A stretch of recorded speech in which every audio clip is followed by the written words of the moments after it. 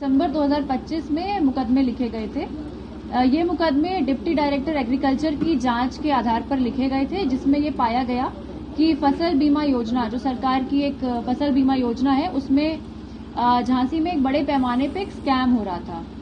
तो हमने जब ये टीमें गठित की दोनों ही थानों में, तो ये निकल के आया कि इसमें जो अभियुक्त गण है वो डिफरेंट रोल थे उनके। जैसे कोई था जो अपना फर्जी भूमि के कागज तैयार कर रहा था, कोई था जो अपने गांव से करीब 10-10 लोगों को इकट्ठा करके उनके आधार कार्ड, उनके बैंक पासबुक लेके उसको कूट रचित तरीके से अपलोड करके फसल बीमा योजना के अंदर जो धनराशि प्राप्त होती है उसको फॉर्जरी के आधार पर प्राप्त कर रहे थे। इसमें जो कंपनी है इफ्को टोक्यो, उस पे ये कागज अपलोड किए जाते थे और सिंस ये सारे ही कागज फोर्ज थे, तो इनके जिनको ये सुविधा प्राप्त हो रही थी, जिन किसानों को, वो सारे ही फेक थे।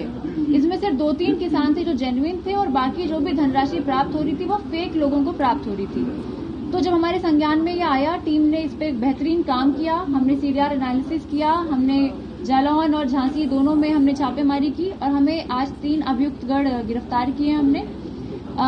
गरोठा में 2 अभियुक्त हैं जिनका नाम है भूपेंद्र जो है वो डॉक्यूमेंट्स को फोर्ज करते थे अपने कंप्यूटर के माध्यम से, और पारस नायक है, वो करीब 50-60 लोगों को इन्होंने इस तरह से उनके डॉक्यूमेंट्स को फोर्ज करा है।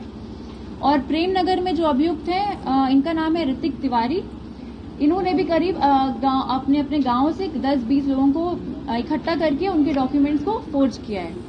तो इन तीनों ही अभियुक्त को हमने गिरफ्तार कर लिया है और इन्हें न्यायालय के सामने पेश किया जा रहा है। और इनके पास से हमने एक सीपीयू, एक मॉनिटर, प्रिंटर और काफी सारे मोबाइल ये भी बरामद हुए हैं। कितने करोड़ रुपए की इनने लगभग ठगी की है? जो ये 2 थाने में निकल के आया है वो गरोठा में करीब 10 लाख रुपए का प्रकरण है, प्रेमनगर में करीब 1,64,000 का प्रकरण है।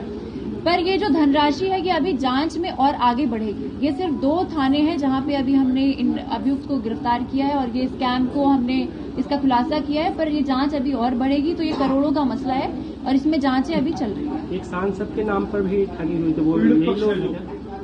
हाँ, इसमें सांसद जी के जो खतौनी है उसको भी फोर्ज किया गया था, तो वहीं से ये सारा प्रकरण सामने आया। और इसमें जो ऋतिक तिवारी हैं, जो अभियुक्त प्रेमनगर से हैं, उनको हमने गिरफ्तार किया है। अभी और भी अभियुक्त फरार है मैडम? अभी जो प्रकाश में आते जाएंगे जांच में, उसको हम गिरफ्तार करते रहेंगे और आपको अवगत कराते रहेंगे।